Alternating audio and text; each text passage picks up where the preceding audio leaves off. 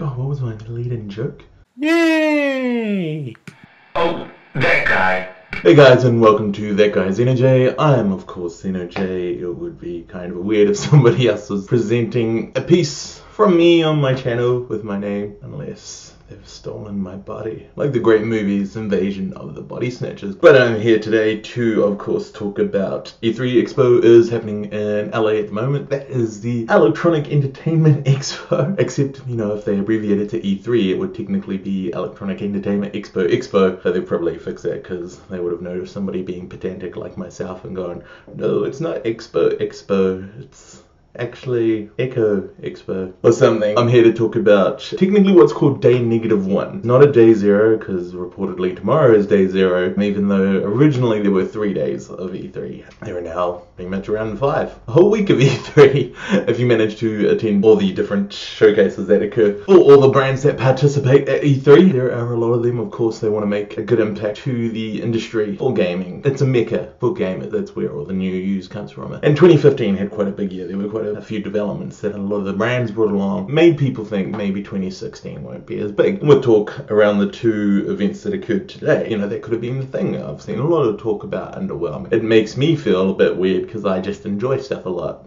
You know, maybe that's something I should sort out. Maybe you're supposed to hate stuff. Overall, you know, I enjoyed it. So to start off day -1, we'll start with the first showcase. And the first showcase was Electronic Arts. Most people know EA Sports. It's in the game. So they do a lot of the sports titles. But they also do a lot more. So they have a lot outside of that. So they take the opportunity to actually talk about their other titles that they've got coming out. So we'll just briefly go over those. Quick run through of how I felt. There's a trailer playlist below that Electronic Arts have already uploaded. That showcases all the 9 things that they talked about. 9 titles that they spoke about today. And I'll just go through a brief run through about how I felt about them. Battlefield 1, returning to World War 1 with this. Of course, it is not Battlefield 1. There's been a few Battlefields since the original #1. But this is their kind of way of going back to the earlier World Wars, and they're saying they're keeping it as real as possible. No heavy artillery out there. The heaviest artillery you've got out in the field is a tank. There's not going to be giant drastic javelin missile launches or crazy assault rifles or anything like that, or care packages jumping out of the sky. Just them saying it's going to be raw and gritty. Overall, I'm not too high for it. It looks like a good game, and it looks like it continues what Battlefield is, but is it going to be enough to actually, you know, make it be something more, make it a new title? But who knows? Come release, it actually be something crazy good. Keep my ear to the ground with that one. It could do good things, we'll see. Respawn Entertainment's Titanfall 2 is being announced to a multi-platform, which is really great. The Titanfall 1 was an Xbox One exclusive. The longer the game went on, reportedly the servers emptied out quite quickly. So I'm really looking forward to Respawn getting the chance to actually make it multi-platform, maybe grow a really big player base. And I have to tell you, after watching the trailers, I'm on board for it. It looks really clean.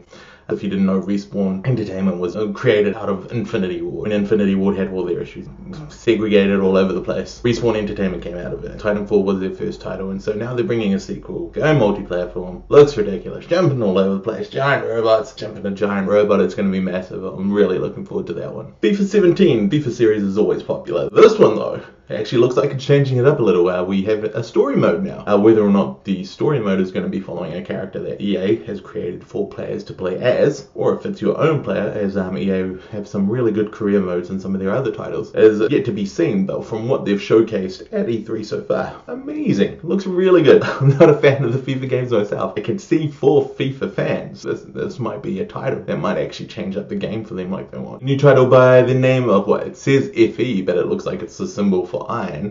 Was also shown you know, really simple visual style, purples and pinks, and playing around with that color group. And you know, it looks like he plays this little creature thing who's going off on this wild giant platform adventure where you can summon animals and you fight these weird looking red eye beam things and fly on a stingray. I don't know. It looks like a stingray and it flies. It looks like it's fun. A good platform adventure. Really great game. Oh! Star Wars! Star Wars was shown. It was actually called a look at what's coming up. They didn't really talk about any new titles, but they showed all the game developers that were working on titles. There's quite a few of them. Looks like we might be getting Star Wars Battlefront 2. Amy Hennig, she's working with Visceral Games now, I believe. They're creating a new title that they briefly showcased some imagery from, and it looked really nice. But apart from that, that's it for Star Wars. And then EA shut out with Madden 17, which you love NFL. You're gonna love Madden. The Madden games have had a really good run of success. You know, they don't change it up too much to lose a formula or lose sales or anything like that. Like NFL, you buy Madden 17. And then later this afternoon, the kings of day -1, Bethesda, took the stage. Now, Bethesda had a huge 2015. Really, all they had to announce was Fallout 4 on them. That was them. They won E3. So, you know, how do you follow that up? Of course, they also showcased Doom last year. And Doom, woo! Man, if you haven't played Doom, gotta get back into that. It is such a good homage to the original. It's actually something really to play. You owe it to yourself to buy Doom. Along with that, they also showed Dishonored 2. Dishonored was a popular title from the previous gen. It's already getting its own sequel. Just teased that it's still in development at this stage. So Bethesda kind of had to lead 2016 quite large. And well, I get that people might have thought it was underwhelming. Really, they just expanded on a lot of the titles they already have. Doom was getting new snapmap features, its first official DLC. They touched more on the Elder Scrolls Legends, which was a card title that they'd begun working on last year. They've opened up the beta a lot more for more players. You know, more people can jump into that. Elder Scrolls Online, they've announced that the Dark Brotherhood expansion is now coming for console. So I get, you know, there's no real new IPs coming along. Fallout 4 had more workshop expansions announced. More simulator rather than what Fallout is. But it was a popular feature of the game. They're also banning upon Fallout Shelter, their popular mobile app. Skyrim is getting remastered. Skyrim is the Elder Scrolls 5, released on the previous gen, but now it's getting remastered. And they have something called volumetric guard rays, which is just a really nice way of talking about the sun being rendered really nicely. There was a surprise title hidden in the middle though, and it was a crazy trailer, and you know, it didn't really make any sense to any of the titles we've seen from Bethesda. And then it suddenly was revealed as Prey. It was an old Xbox 360 title about a guy who got stuck in an alien ship because he was going to save his girlfriend, and then all kind of crazy stuff happened, but it doesn't really look like that game anymore. It's kind of like they've used the IP and they're trying to change it up a bit. Personally, for me, it looked like a first-person version of Dead Space. I love Dead Space, so hopefully it follows that and I'll be on board for it. They showed more of Dishonored 2. Dishonored 2 looks like it's going to do what everyone loved about Dishonored 1. Carries on the storyline, cool stealthy kills all over the place with magic and all of that jazz. So it looks really nice, and they announced that there's a collector's edition coming with this like really amazing